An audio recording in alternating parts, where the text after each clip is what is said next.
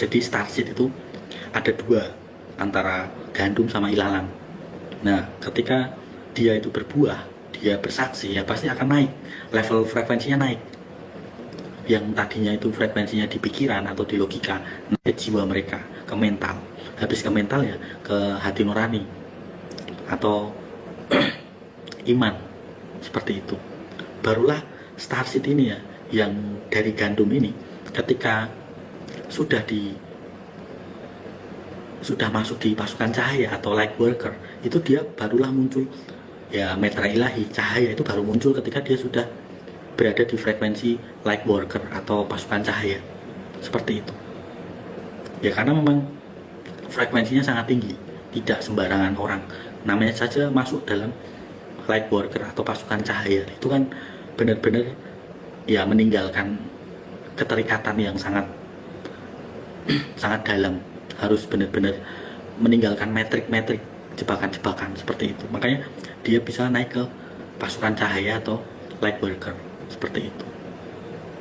Makanya dia ketika sudah masuk di jajaran 144.000, dia pasti punya materi ilahi dan otomatis cahaya, karena frekuensinya di situ. Ditambah lagi dia sering bersaksi, dia sering menyuarakan suara kebenaran, nah tambah cahayanya, seperti itu. Itu untuk bisa masuk 144.000, seperti itu. Makanya dia harus muncul, dia harus menyuarakan kebenaran ya, karena menjadi bagian dari pasukan cahaya. Karena pasukan cahaya itu tidak bisa hanya menunggu saja, nggak bisa. Dia harus ikut berpartisipasi, seperti itu.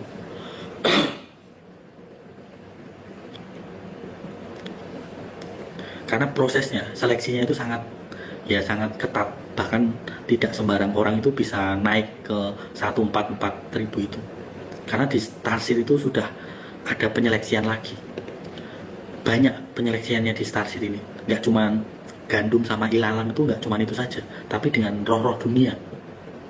Roh-roh dunia itu ya dengan perantara-perantara. Kalau kalian tahu ya, mereka itu menggunakan mediasi atau perantara, seperti banyak orang yang jualan kalung kaca atau kalung gelas kaca itu sebagai embel-embel ini bisa menyembuhkan, atau gelang atau cincin atau kalung. Nah seperti itu memakai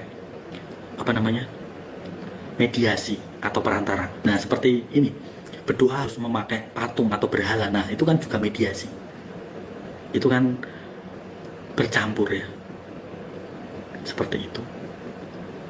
Di starseed itu banyak sekali prosesnya, dijadikan gandum sama ilalang, seperti itu. Banyak sekali lika-likunya di situ, berputar di situ. Yang masuk benih mana, benih gandum mana, masuk ilalang mana. Nah seperti itu. Itu kalau sudah berisi, gandumnya akan muncul, akan bersuara dia. Karena ya untuk menjadi pasukan cahaya dia harus menyuarakan, harus bersuara, harus muncul. Nah kalau dia itu hanya diam-diam saja kan tidak tahu, manusia di sekitarnya nggak tahu dia ini siapa, identitasnya siapa, nggak tahu ya. Makanya pasukan cahaya itu harus sering muncul, harus sering bersaksi ya, karena dia bertugasnya seperti itu, lebih muncul, lebih sering muncul. Namanya saja pasukan cahaya ya, pasti akan memperlihatkan cahayanya, mempertontonkan, oh iya cahaya yang aku punya. Kan masing-masing cahaya itu berbeda, tidaklah sama. Kan penderitaan, proses kehidupan manusia itu kan berbeda-beda. Ada yang menderitanya itu, prosesnya itu diproses sejak SMP, sejak SMA, sejak SD, bahkan sejak anak kecil itu sudah diproses. Prosesnya kan lain-lain ya. Mungkin baru diproses sejak sudah menikah atau baru menikah. Kan beda-beda prosesnya, sesuai level hatinya, imannya, pikirannya, mentalnya atau jiwanya, semuanya kan diproses di situ. Semakin semakin lika-likunya atau mutar-mutarnya di dunia itu semakin diproses, seleksinya memang sangat sangat ketat. Tidak sembarang jiwa, tidak sembarang hati atau nurani itu bisa masuk. Karena kan hati pun kadang ada yang masih ragu-ragu, ada yang masih hatinya berat kemana. Nah itu kan masih ada seleksi lagi. Makanya Tuhan itu bisa tahu kenapa kok yang terpilih hanya 144.000. Ya karena memang disitulah prosesnya. Tidak sembarang orang bisa masuk. Tuhan kan sudah tahu yang bisa masuk ya hanya 144.000 ini. Sudah, ya matematikanya Tuhan itu kan nggak bisa dilogika.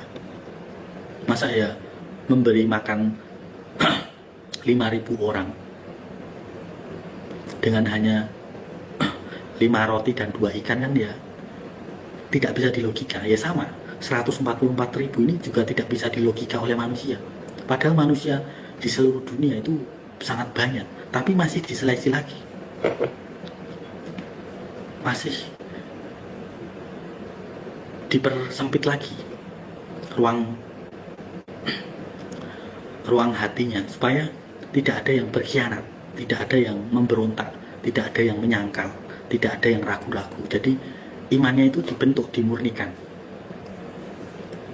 ditempa. Kalau besi itu ditempa seperti itu.